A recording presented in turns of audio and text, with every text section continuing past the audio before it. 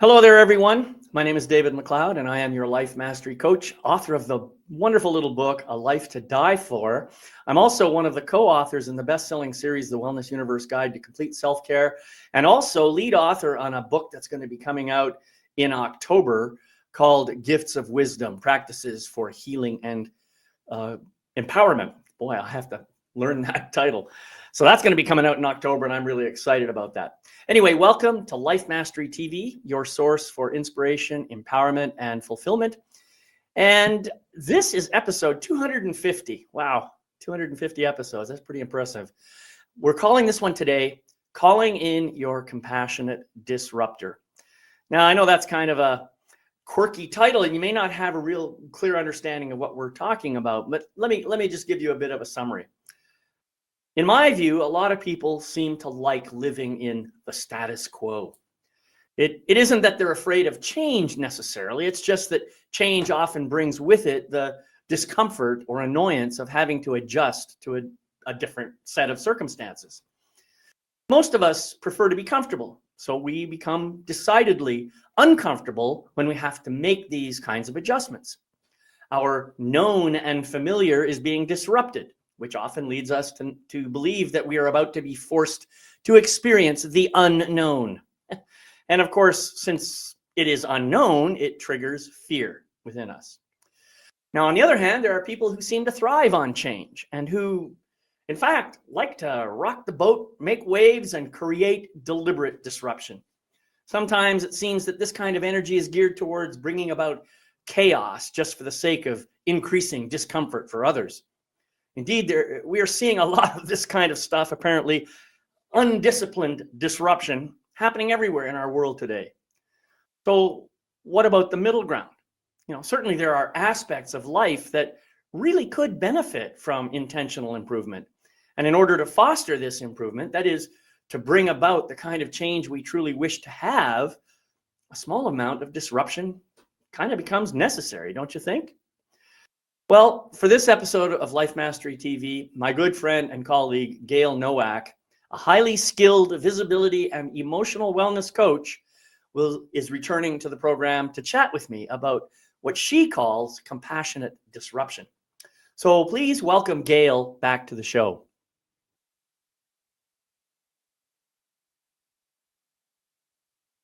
Hi, David. Hello, Gayle. I'm delighted to have you join me again today. You and I, well, every time we get together, we have such great conversations. I just love it. So thank you for being here. Thank you for having me. I want to say congratulations on the upcoming book. That's really exciting. Yeah, thank you.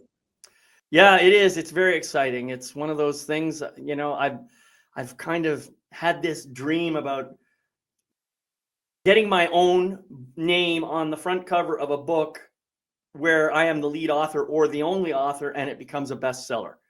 And working with Laura DeFranco, that seems like a pretty high probability since she has done it like 80 times now. Right. And, so I'm optimistic, but I'm not gonna set my heart on any particular outcome. I'm just trusting that the universe will provide what is supposed to happen. And of course, I know that you and I have talked about doing something, and I would love to have you come participate in one of these joint ventures at some point as well. It would just be so fun working with you in that way. Yeah. I love our collaborations and the conversations that we have, and I'm so excited to have this one. This is going to be, as always, interesting, fun, hopefully a little provocative and inspirational. That's my intention for today. Yeah, I think provocative, that's a good word. I think the word disruptor in its own context implies a little bit of provocation, doesn't it? Yeah, absolutely. And I as I was listening to your intro and your summary and the comparison of, staying in the status quo and disrupting for disruption's sake, I feel like it might be helpful for those who are tuning in to sort of talk a little bit more about this idea of what exactly is a compassionate disruptor. And that might look different to you than it looks for me. But really, I see a compassionate disruptor as someone who challenges status quo, but really challenges oneself and others with compassion. Um, and it's like with that compassion piece that makes it not disruption for disruption sake. It's really about honoring and validating our unique perspectives, our lived experiences, while inviting people or inviting ourselves into a new way of thinking, a new way of being with sensitivity and love. And I think you can have both. I think you can hold that love and that sensitivity and that compassion, and you can really shake things up at the same time. Right. This is, to me, the idea of status quo is equivalent to the idea of comfort zone. Really. Status quo just means that's the way we've always done it. That's the way we're going to continue to do it. And we do it because we've been doing it that way, not because there's any sensible reason for doing it that way. And sometimes it requires an uplifting of awareness to the point where you can just really ask yourself, why are we doing this? What is how did we get into this place of doing this thing this way? And how is it really serving us? Is it serving us? Or is it time for us to maybe look at something that could be more beneficial to us? I think part of the problem is, and I've done a lot of work with folks on this whole notion of the comfort zone. Comfort zone can turn into a coffin if you're not careful. Because you stay there in your comfort zone long enough, before you know it, your comfort zone becomes like a couch with a permanent indentation in the center. And, the remote control kind of glued to your hand, and the only functionality you have in your life is to move your thumb to scroll through the channels, really. And nothing about that appeals to me at all. And yet I know that in my own life, I have gotten to that stage by allowing so many other things to just kind of fall away and not be of interest anymore. And the real reason for doing that was I just really didn't want the world to see me as I was. It's all about fear. It's all about stepping out and being seen. And I know you, as a visibility coach, you deal with that all the time. Most people, I think in truth, most people really do want to be seen, but they're afraid of how they're going to be judged or how they're going to be perceived. And that is what holds them back. So I think all of these ideas are tied together. And, the moment I make my mind up to stop hiding in the shadows, in the background, and to step out and be seen, well, that's instantly going to create a disruption, because many people are not going to be happy with that shift. So. Yeah, absolutely. Visibility is often very much outside our comfort zones. And I agree with you. I think that we all want to be seen. We all want to be seen. We all want to be heard. We want to feel free to show up as ourselves. Right. And I can't say this is 100% true for everybody. A lot of the people that I've worked with, a lot of people that I've spoken to, it doesn't always feel safe to do that. And instead, we learn how to appease others. And I want to come back to awareness in a minute. And I also want to address the point about the comfort zone becoming a coffin, because our growth happens outside of our comfort zone. That's how we expand. That's how we evolve. And I think that staying in the comfort zone is a fast track to complacency and call it a coffin if you want. Right. And I'm with you. That doesn't necessarily appeal to me. And at the same time, I've also been in that place before too.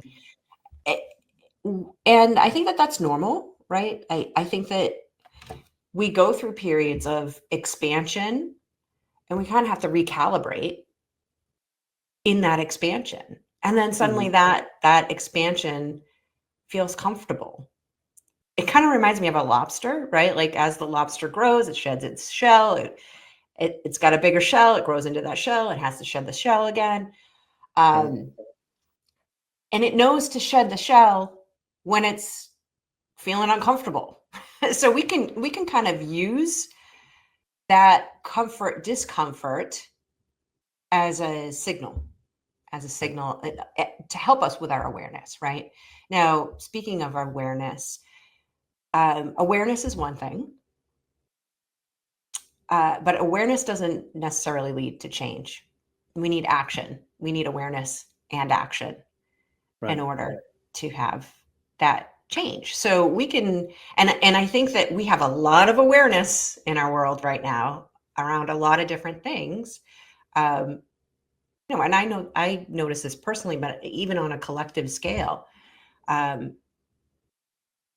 there's awareness, and yet there's a lot of being the same as we've been. And that might look like, someone saying, I notice that I have imposter syndrome, for example. That comes up in visibility coaching a lot. And it's like, I'm noticing that my imposter syndrome, I'm noticing it. And they're still in that overachieving energy, or they're still really uncomfortable being praised, for example, because they're still needing to take the aligned steps to be someone who can own their brilliance, someone who can give themselves grace, for example. So awareness is one thing, but really what I see as the role of the compassionate disruptor, whether you're doing it for yourself or doing it for others, is starting with that awareness and then really getting honest about the impact of that. Yep. Mm-hmm. And making some decisions about, like you said, like, wait, does this, just because we've always done it this way, is this how we want to continue to do it? Like, what do I really want here? And not coming from an internal place, not coming from a place of, well, I really should do it this way because this is what so-and-so is expecting of me. Mm-hmm, mm-hmm, mm-hmm. And that piece, it sounds simple, but actually I think that can be the piece where it starts to get disruptive because we're honoring ourselves, and not everybody's going to like that. Yeah, so you've said a lot of good stuff here. The first thing I want to come back to is the word safety.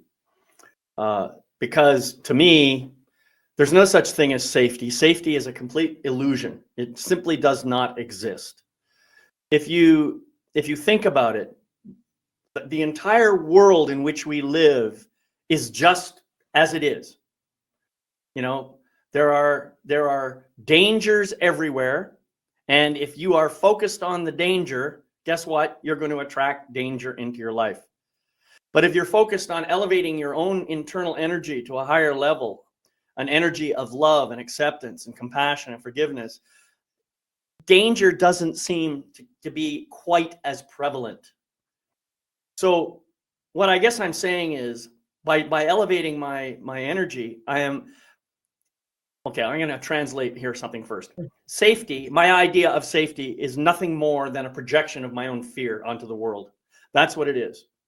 If I believe it's unsafe out there, it's because I'm feeling fear in here. All right. So if we can acknowledge that and agree with it, say, oh, I notice I'm feeling some fear right now.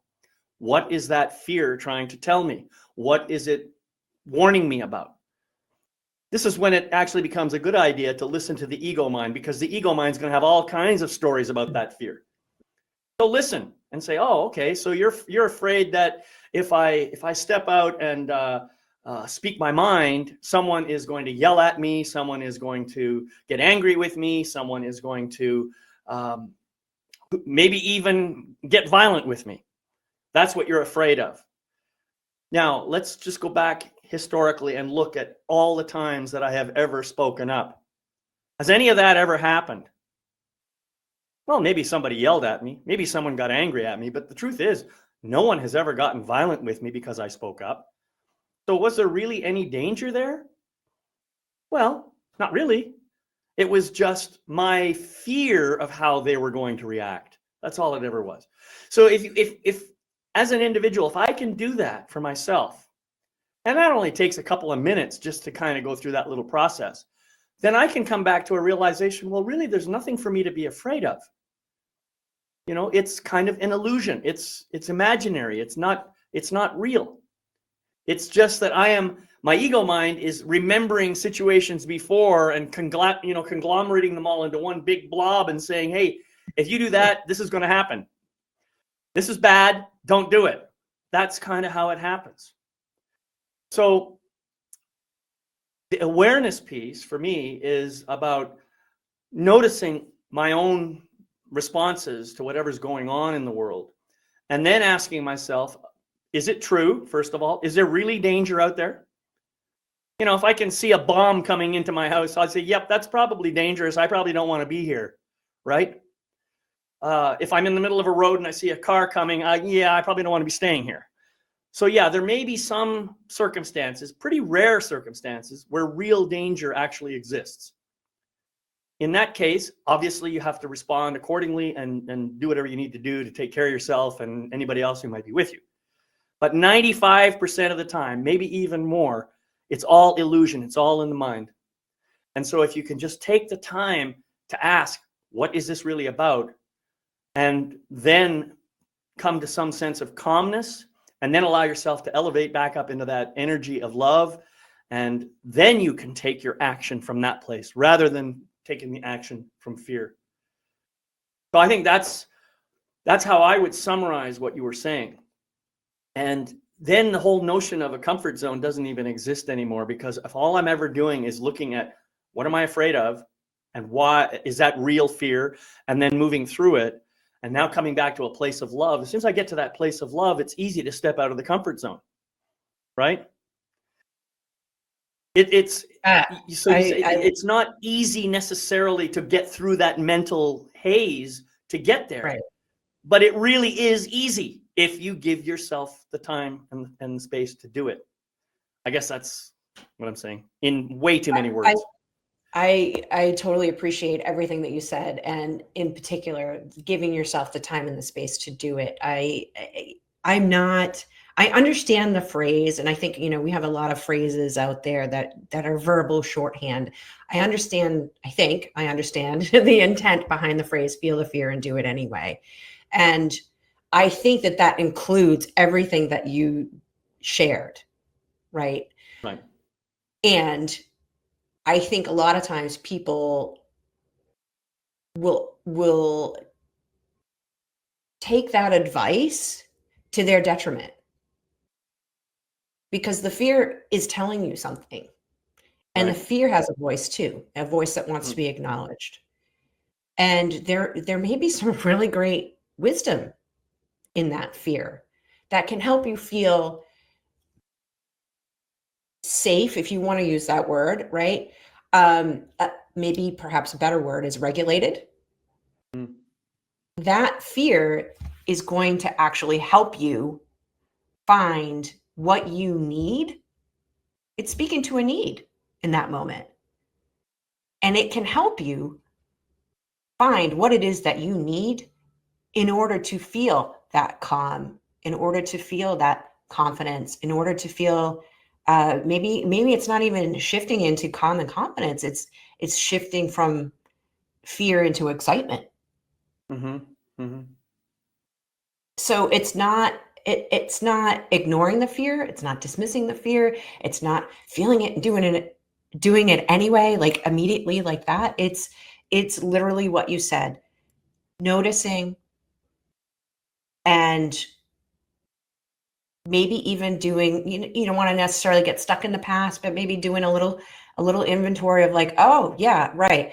When I spoke up this time, I got yelled at, or I got ignored, and actually, I recognize that that's a pattern for me, and I'm feeling fearful that it's going to happen again, and to have compassion with yourself, right? Like, well, of course I would feel that way. That didn't feel good. Of course I would feel that way, and of course I would be afraid of it happening again. And how would I really? What do I want now? How would I like this to go? If I didn't have this fear, what would that look like for me? Right. And kind I of love moving that. I into love that that. example that you gave. Yeah, I spoke up recently and someone yelled at me and I just shut down. I can notice how I did what I do Yeah, with my hands and pulled my body yeah, in. That's how kind exactly. of how we do it, right? Well, what if my next move, now that I've experienced this and I'm aware of it, and I have had compassion with myself, and I have elevated myself again. Now I am getting ready to speak up again. What am I going to do if someone yells at me? I need to do this. I need to embrace the yell. Mm. I need to look at that person and say, thank you. I understand you don't agree with me. Can we have a conversation about this? Yeah, And don't blame the other person for yelling. That's just his or her way of responding. You have no control over that person. That person may continue to yell. And that's okay. Obviously you don't necessarily want to stick around if that's going to continue. And you could just say, well, thank you for your perspective. I'm going to step away from this for now. If you want to have a conversation about this, I'll be over here. Feel free to come on over when you're more settled down, or something like that. You see, yeah, we do have the power to take care of ourselves. There's something else I want to say here. You were talking, you brought back the word safety again, how I can feel safe. It is true that by doing my own work on my own fear, I can create my own safety. yes, But it's a flaw for me to believe that I have even the remotest power to keep you safe. Certainly, as a parent, my desire is to keep my kids safe. But I can only do that to a certain amount. And really, all I'm doing is protecting them. I'm not necessarily keeping them safe. I cannot make my child say, I feel safe when I'm with you. The child has to do that on his or her own. You see? And it's the same yeah, thing, whether it's a child or an adult or a group of people, whatever. If I have been charged with protecting them somehow, the best I can do is offer my protection. I cannot make those people feel safe no matter what I do. So each of us has to do our own work on the fear that resides within us and decide how we're going to respond to it. Ultimately, that's what it boils down to. yeah, yeah. And I mean, I think that that's true for all of our feelings. Is Mhm. the mastery? This is life mastery, right? Self mastery is self-sourcing, love, safety, power, but whatever it is, having it, we're so trained to look outside of ourselves Right. for those That's the things. expert over there. Go listen to him or her. Yeah. And sometimes we need support with that. We Right. need experts or coaches or healers or what have you to help us get that awareness and understand the impacts of how we're being, right? Because certain things are hidden from our view. We have blind spots. We need help seeing that. And um, we know, I just wrote something about walking in your own authority, right? To me, this is an inner authority. Yes, we can ask for support and we can ask for help. And ultimately, it's really up to us to self-source whatever it is that we're wanting to change, or the result that we desire. It's got to come from within. We can take advice all day long and not get the outcome that we're desiring, because we're not a match to it. We're not aligned with it yet, right? And the misalignment is the fact that wanting someone to come and save us or come and fix us. And it's not about that. It's about going back to compassion. A compassionate disruptor is going to see you already as complete and capable and whole, and it's going to invite you into that. They're not going to feed you the answers. They're not going to make your life easy for you. They're not, and they're going to call you out on your stuff. That's right. You might not like it, and that's okay. You don't have to like it. Like, that's kind of the point, right? Is like, oh God, I had a coach tell me that she had a client and they had a particularly heightened coaching session, and that client told her to F off. And I was dumbfounded by this. This was a couple of years ago. So, I'm still I was in the process of learning all of this for myself and practicing this for myself. And I was like, oh my gosh, if somebody told me to F off, like, I think I would be hurt and triggered. And she, she just kind of took it in stride. And this is part of doing that work where you can say, yeah, right. Yeah, good. I'm glad you're telling me to F off. That means things are shifting and changing. And sure enough, she gave that client some time. And this is where the compassion is. Like, I see you. I see that this is painful for you. I see that you're working through this. I'll be here when you're ready. Right? All right. And sure enough, that client came back and they had a good laugh over it. But that's really a testament, I think, to both of them for really being willing to be in that discomfort and see it through to the other end. I think that we don't need to wait for a coach to come along that we can tell to fuck off. No, we need don't to wait for that. We need to stand up sometimes and say that to the whole world. I'm done doing it the way you want me to do it. It's time for me to stand up and be me. And if you don't like it, well, yeah, that's your business. You don't have to, you don't have to like it, right? Yeah. What I have learned for myself is I tend to admire people the most when I see them standing in their true power. When I see them refusing to back down because somebody disagrees with them, or even somebody, they're not necessarily going to put themselves in harm's way as a result of, to stand up for themselves and stuff. But I find most often the people who are willing to do that, to stand in their true power, don't tend to take too much crap from anybody. Not because they're not able to take it, but because most people just don't give it to them. They realize this is a waste. I'm going to be, to coin another phrase, pissing in the wind. And so it's I love what you said about that. I think I've had a couple of clients say some pretty nasty things to me too. And I just say, well, thank you. Thank you. Yeah, that probably was hard for you to say. Yeah, imagine the courage to say that, right? To someone, especially someone that we probably automatically think of it as being an authority, right? But exactly. That's just the truth is, we're an authority on ourselves, and that's so right. that's also a very, most likely. I wasn't there, but my guess is that it was a pretty raw and authentic response. Of course, it was honest. Yeah. Right. Yeah. And that's, let's face it, that this is the problem with being a coach, by the way.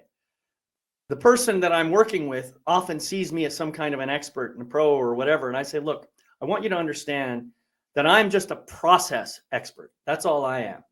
I don't know anything about you. You're the Gayle expert. You're the Bob expert. I'm just going to tell you what I see and what I experience. You can use that information any way you like. I hope it will help you. That would be my intention, is to make sure that what I'm telling you is not just something that, I'm saying to stroke your ego or to make you feel better or anything. I want you to know that it's coming from a place of what I observe with, I hope, as little judgment as possible. Yeah. That's how I try to make my relationship with my clients. I want them to know I am not the expert here. All I can do is help you find your own way to your own truth. That's what I do. So people who have coaches should keep that in mind. If your coach is always telling you what to do and you're always doing that, this is probably not the relationship you want to be in. Yeah. Yeah. And I think that I want to go back to something that you said. I can't remember exactly how you said it.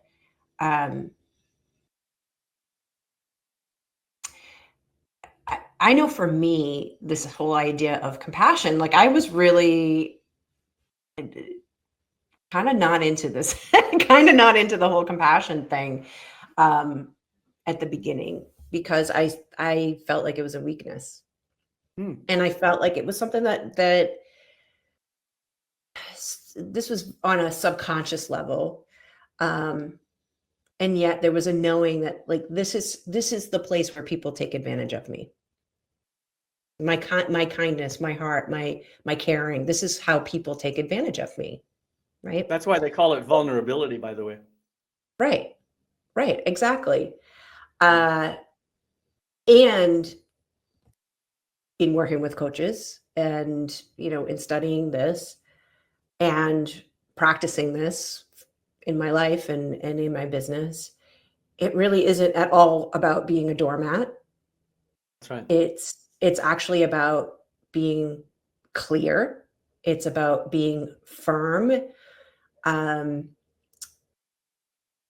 Being clear with your boundaries and your energy. I'm thinking of that Brene Brown quote from Atlas of the Heart, where she talks about boundaries are a prerequisite for compassion and empathy. And I'm paraphrasing a little bit here, but when we're not clear where we end and where someone else begins, that's actually not compassion. It's not really disruption, in my opinion. It's certainly not compassionate disruption. It's enmeshment. And that's really what I came to understand is like, oh, what I'm experiencing is enmeshment. There's not a problem with my compassion. There's not a problem with, wanting to be open and trusting. And in fact, that's actually, like, let's see more of that in the world, The issue was enmeshment.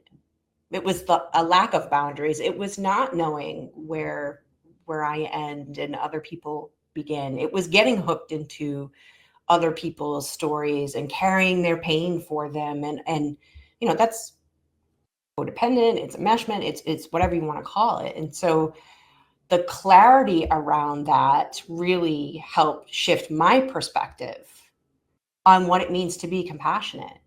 And really it's like, do no harm and take no BS. I like that.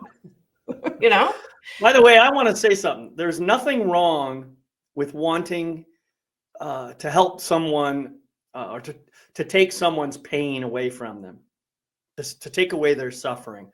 I don't think there's anything wrong with that basic desire. I think that's I agree with that. I think that's human. It's normal. Yeah, I think for any normal human being who isn't psychopathic, that is a pretty natural response. Most of us have some degree of empathy, and we know what it's like to suffer. We don't like to suffer, so we want to help our friends not suffer too. That's a beautiful thing. And one of the things that I remind people about compassion, compassion really is empathy. You feel the empathy. You have a sense of what's going on, of what the other person is struggling with or suffering with. But there's associated with that, there's this desire to act.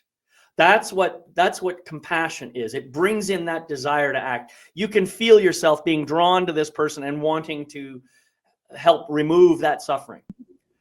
That is the thing that people need to understand. You have to pause Now, unless this person is in a life-threatening situation and you need to act like right now, you can stop and you can say, hey, seems like you're struggling a little bit right now. Is there some way that I could support you? How can I help you? And if you want me to just stay here silently, that's fine. You just tell me. See, that is still compassion, even though I'm not actually doing anything. Right. And it's You're also important. respecting their response. You're not Right. then And going, but remember, you need to talk about it, but you need to do this. You need to, there's exactly. The there's that struggle, too, right? the struggle that they're going through. Think about your life, your own life. Every situation in your life, one way or another, you attracted it into your life. Now, why did you do that? Well, who knows? It's to experience some aspect of yourself. That's really the safest answer, I think. So if you're in the middle of something that looks really painful and horrible to somebody else, maybe you need to be there right now because that's part of your life journey. And it's not right for me to come along as a third party and say, oh my God, that poor guy, and try and yank you out of it. Not without first communicating with you. That's the whole point. Sometimes we have to go through these horrible struggles in order to get to the other side and know something more about ourselves that we couldn't have gotten without that experience. So I think compassion, the word compassion really means suffering with. That's what it means, to suffer with. So I think the way I work this is, all right, I'm here with you right now. I will do what I can to support you, but I'm not going to do anything until you give me permission to do so and you tell me precisely what it is you want. That's kind of how the conversation needs to go. Right? Now, if I can bring that kind of energy into my life, whatever is going on, I certainly can bring it to myself. But you talked earlier about experiencing more enmeshment than compassion. I didn't really. Maybe I had some of that too. That enmeshment. I don't really remember. But I do know that the idea of compassion was like a foreign term to me when I first heard about it. I mean, I've heard the word over the years, and I knew it was supposed to be something good, but I wasn't sure what it was. Right? And it wasn't until I was in a men's group meeting, watching another man going through some process, and because his issue was so closely related to my own, I felt like I was in that process with him. Mm-hmm. And as the facilitator was doing whatever he did, I felt myself doing that work. So there was a huge amount of empathy in that play. But what I saw was, this is what compassion is. I'm sitting here feeling what he's feeling and not necessarily doing anything about his work. I mean, I'm working on my own stuff. And that's when I began to understand the difference. So, yeah, I think the whole idea of compassion is a powerful, powerful force, and something I think we all have to experience firsthand in order to be able to bring it to other people. Yeah, a term that continues to come into conversation, not a term, but like a phrase, a way of talking about this that I'm noticing in lots of conversations I'm having around this is, you mentioned, forgive me if I get it wrong, but you said something about like sitting in their suffering or sitting with them. It's suffering basically with. Basically what it suffering means, yeah. With, right? Suffering with, and really, there's a distinction for me of compassion is being able to sit with others in their suffering, not suffering with others. Yeah, that's a good point. I'm just that's where the term came from. Compassion. It's from Latin, right, or something. Yeah, but yeah, I agree with you 100%. It's about being present, supportive, and loving without and maybe having a desire to help, but not necessarily doing anything about it unless and until you are requested to do so. Right. Yeah. Yeah. And I think that's, in great coaching experiences in containers. Like I've had that experience too, where I've been in a group and somebody else is getting coached, and it's like, okay, I'm receiving this coaching too. And that's something that everybody participating agrees on. They've made an agreement to go through that process. And I'd love to talk a little bit about, like, how does that process look in the real world? Not that coaching isn't the real world, but what does that actually look like? If you're being a compassionate disruptor, just because that's part of who you are, it might look a little messy when you're being who you are in circles that have not necessarily made that agreement with you. And that's not to say that you don't, that you dim yourself and you don't show up as who you are, and you bend yourself in a million different ways in order to appease others. And I think it's worth sharing with your audience that you can still go out into the world and hold that energy and be compassionate and know that you just being you is going to have an impact. And even if that impact looks like people getting upset with you, people getting mad with you, people, having some things to say, that it's actually okay, because you being you is bringing people into different awarenesses. Right. And they might need some time to really get a grip on those awarenesses. It might be some inconvenient truths that are coming forward for them that they're not necessarily. It's not that you're going out and doing this on purpose. You're being you.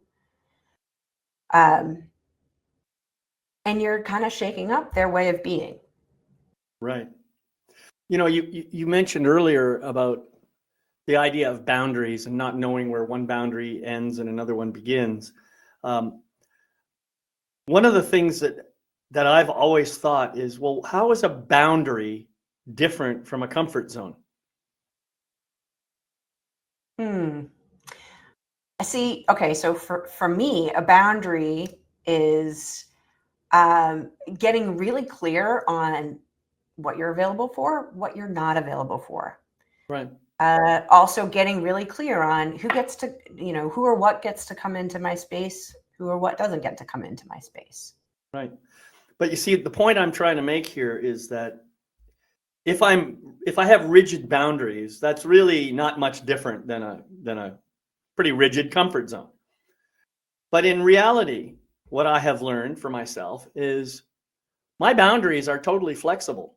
Right now in this moment, here is my yes. I'm willing to go this far in my yes. And beyond that is no. That's my current moment. Mm-hmm. 5 minutes from now, my yes might be way out here, or maybe it's even closer into my body. You see what I'm saying? So yeah. The boundary is kind of like a big sphere that surrounds my body, and it extends and expands and vibrates at different amounts in each direction.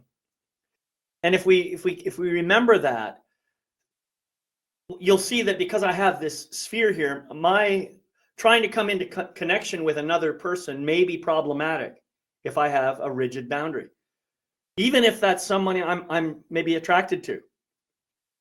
Mm-hmm. So this is where you have to think about your boundaries as, okay, what am I really declaring here in my boundary? And the other thing that people don't seem to remember is, if we don't actually talk about our boundaries, then I may not realize I have violated your boundary until after I violated it. Mm-hmm. So obviously we are curious and experimental people. So sometimes we'll push. We'll go and say, hey, I don't really kind of like that guy or that woman, and I want to get closer. And so the other person may say, well, I'm not at all interested. And all of a sudden you see the reaction of the body when the boundary has been violated. The truth always comes out. You can't really lie. Well, unless you're psychopathic, but that's pretty rare. But you see my point? So yes, we have to honor our boundaries and we have to honor each other's boundaries to the best of our ability. But we also have to remember that our boundaries are flexible, and what may be a boundary today may not be a boundary tomorrow. Something different might happen. So be flexible and be aware. And this is all part of that whole compassion piece. How can you be compassionate if you're not aware? So you got to stay, grounded with who you are. Now, the other thing I wanted to say about this, who you are, you can be fully present and fully in your body, fully who you are, and you don't have to apologize to anyone. And you can do that without being in their face about it. Mm-hmm. See, and that's part of compassion too. I recognize that you may not like the way I show up. I'm okay with that. That is something that I have to be able to say to myself on a regular basis. I'm okay with the fact that you might not like the way I show up. And so I'm not gonna try and sugarcoat anything I say just to make you happy. I'm not going to say things to deliberately hurt your feelings if I can avoid it, but I'm certainly not going to sugarcoat things, just to please you. That's not who I am. So this is something that we have to be able to stand in our power and say and do without apology. Mm-hmm. Yeah. Yeah. And that takes practice. It takes courage. It's not, I want to It takes 70 years. Yeah. Yeah, or 50, but it takes however long it takes, right? I would love it if we could begin to teach our children that from an early age, rather than, all this crap that we're teaching them about, oh, you got to watch out for somebody else who's going to hurt your feelings and all that crap. Forget it. Your feelings are not someone else's responsibility. Your feelings are your responsibility. I gotta tell you, I have said that exact phrase to multiple family members. So we're all learning. We're all on our journey. We're all in different places, and that's part of why sometimes it gets a little messy, because sometimes I'm having that conversation with a teenager, or sometimes I'm having that conversation with somebody who's older. Yep. Uh-oh. Gayle, I don't know if you're still there. I don't know if you can hear me. I can hear you. Can you hear me? I can hear you now. Can you hear me? Yes. I did notice my connection. You froze up there when you were talking about sharing this with family members or somebody older, and then you just kind of froze. Great. I don't know if that's what it's going to look like on the recording. We'll see. Well, somebody can have a good laugh. I'll use that as the the image. Oh, yeah. People might get curious and say, what is this all about? Right. Oh gosh. Now I'm trying to recapture my train of thought. Yes. You were talking about the other people aren't responsible for your feelings. People are not responsible we are responsible for our own feelings. That's right. Yeah. We're responsible for our own feelings. And I love what you said about, teaching kids this so that they don't have to learn it when they're our age, right? That's right. They don't have to. And that's certainly something that I strive to do with with my kids and my parenting. And I agree with you. I think that there's so much. It's hard. It's hard for kids to really know which end is up right now. I have a lot of compassion. I have a lot of compassion for growing up in today's world. And I'm a Gen Xer, so it wasn't so peaches and cream when I was a kid, and I don't think that it is for, I don't know, I could be wrong, but every generation has its own challenge, I think. But I completely agree with you. We have to be responsible for our own feelings. And the more that we're looking outside of ourselves, it just goes back to what we were talking about in the beginning of learning how to self-source. The more that we're looking outside of ourselves, the more we're disempowering ourselves, the more disconnected we actually are from ourselves. We have it. It's all there. Sometimes we need a little help finding it and reclaiming it, but it's all there within us. Yeah. That love, it brings that up a question for me. How can you possibly love yourself if you don't know where you are? If you're looking out there to find yourself, you're not going to find anything. You have to look in here, within your heart, within your soul. And I say within, I mean, I'm not sure that it's actually inside the body. I think it's kind of, when I say within, I mean, I'm trying to draw the attention into me and not into out there, Right. I think that's the distinction I'm trying to make. And so if you can learn to bring your attention inward and to know the truth of who you really are, you'll just naturally fall in love with yourself, and you'll start to feel that self-love that we're trying to create. And when you have self-love, I'm telling you, compassion just automatically follows. It just happens. So I think ultimately everything has to boil down to, first, knowing who you are, knowing the truth of who you are, the deepest possible level. And second, loving all of that, whatever it is. Because in the third place, what you're going to discover is all of that is the very same as all of that within somebody else, because we're all one. We're all the same energy, just manifesting in different forms. That's all it is. I used to think that was just a bumper sticker, but now I know from my own personal experience that it's absolutely true. Anyway. Yeah, I agree. I agree.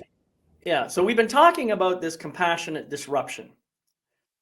Given all that we have said so far, maybe now you can give us a clearer definition of what you think a compassionate disruptor is, and then recommend how people can become compassionate disruptors in their own life. Yeah, well, I think I stand by the definition I gave. It's really, so I'll repeat it. To me, it's really someone who challenges themselves, who can challenge others in a loving and sensitive way, and in a way that invites people into new ways of thinking, new ways of being, new ways being empowering, more empowering ways, right? Like really being noticing, we talked about this, noticing the thoughts, the feelings, the patterns. And this is part of the process, right? How you can do this for yourself. Everybody can do this for themselves.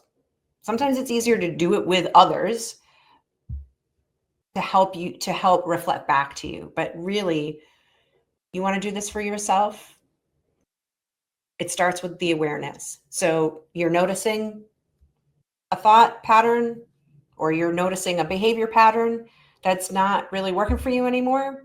That's a great place to start. Okay. So I notice I do this thing. It's not really working for me anymore. How is it not working for me anymore? What is the impact of that? How is that? Where in my life is it impacting me? And do I want to continue? Because sometimes, David, when I work with clients, we go to that place and they're ready to release it, they're ready to repurpose it, and sometimes there's still something else, and Right. they're not ready, and that can be okay too, right? And so Mm-hmm. have compassion with yourself if the answer is, you know what, I'm not ready to make this. It's like I have the awareness and I see the impact, and I'm feeling like I'm not actually ready to go there just yet. Right. Like maybe some other things need to happen first. And that's okay too. And I think that, I don't know. I have been in situations where it was inferred that, it's an either or, like you have to make this change or you're doomed. And it's like, you can make that change on your Oh own yes, time. the hell and brimstone kind of warning. Yeah. Yeah. So, and when you're ready to make that change, when you get to that committed stage and you decide what you internally want, and your desire for that is greater than your fear around making that change, that's really when you can start to kind of go through that again, that exercise again, the awareness of the new way of being. This is how I really want to be. The impact of that, right? Well, how will that impact my life? And really connecting in and starting to live and lean into that new way of being. Right. Yeah. As you're talking, I was thinking of the example of not wanting to change, and an image came to my mind about being overweight, being, let's say, 100 pounds overweight, and saying, well, it's not really that unhealthy. you know, I can get around, I can do what I have to do, I can, all this and so on and so on. And actually, I really enjoy my donuts and my ice cream. I mean, I get a lot of pleasure out of that. Okay, fair enough. That you maybe you do, maybe that is true. But the fact of the matter is, people who are 100 pounds overweight, that's a lot of weight, by the way. And some people are even more obese than that. And they justify their behavior by saying, oh, fat is the new healthy, or something like that.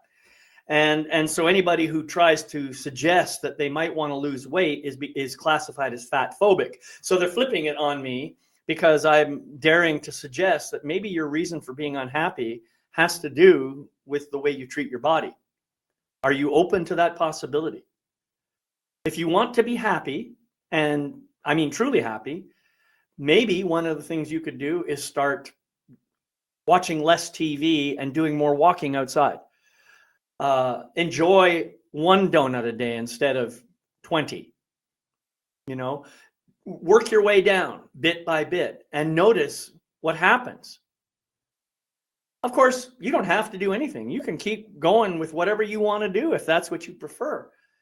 But if you're going to come to me for support and I see an obvious symptom of something that I think could be impacting your life, I'm going to talk about it, whether you want me to or not.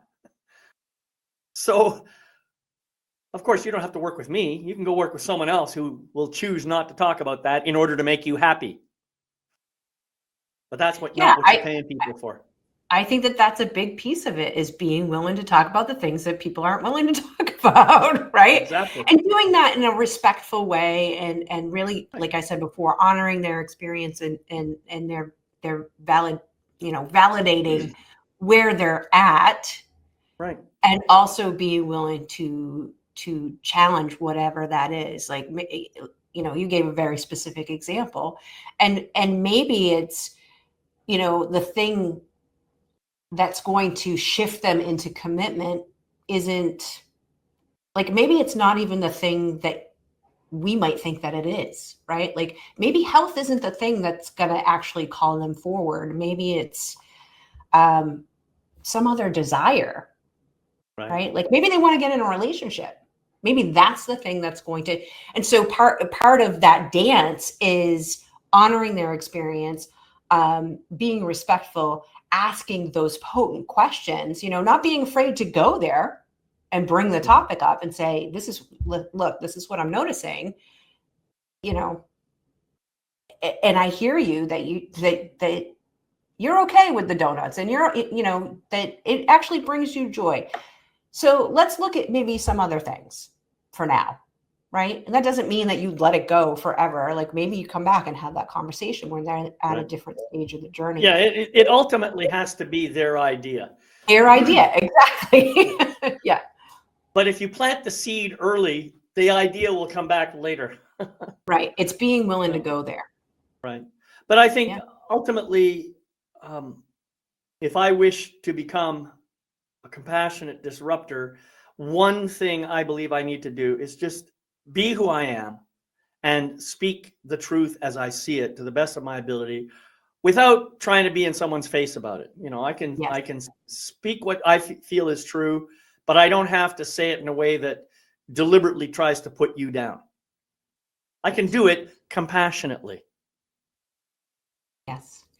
I talk about being a bold and gentle leader in my work. And that's really what it's all about. Yeah, that's nice. And we have examples of this. I know we're kind of getting the end, but if you think of Martin Luther King, right? Like he's somebody that stands out to me as a bold and gentle, bold, yet gentle. Jesus, I know I'm always talking about Jesus on your shows, but again, right? Gentle, bold, not a doormat, but also not in your face. Right. Yeah. Well, wow. We've had a really deep conversation about this topic. And I'm kind of pleasantly surprised of all the different subtopics that came up. And so I just want to thank you for being here again, Gayle. It's been absolutely fabulous. Are there any final words you'd like to share before I begin closing us out? Let me feel into that a little bit.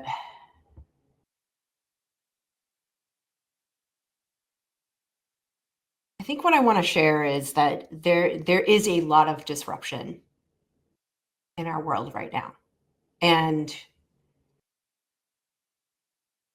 part of what I feel, in my opinion, is going to carry us through is really learning to have grace for ourselves and have grace for others, and to be willing to have some really hard conversations about how we're being, and really deciding if how we're being feels in alignment with who we are. And I think every single person on this if every single person on this planet did that, we can get through this phase, this evolution of humanity, with a lot more compassion and a lot less divisiveness. Right. Yeah, I agree. Yeah. Beautiful. Yeah. Well, thank you again for being here today, Gayle. I've just really enjoyed our conversation. And my friends, think about it. Are you a compassionate disruptor? Do you challenge the status quo with love and empathy? If you create safe spaces and foster love and inspire others to break free from the limitations that hold them back, you might just be one. So embrace it, be it, and stand up that way. Thank you all for watching today's program. Remember, you can catch the recordings of this and every other episode on my website at lifemasterytv.com. And friends, I invite you to remember to practice my life mastery mantra every day. Simple, 3 lines. It goes like this. I gratefully forgive the imperfect being I have been in the past. I gratefully accept the magnificent being I am right now. I gratefully welcome the evolved being I'm becoming in each new moment. So until we meet again, my name is David McLeod. I'm your life mastery coach, wishing you love, light, and blessings on your continuing journey. And I'll see you next time on Life Mastery TV. Bye-bye for now.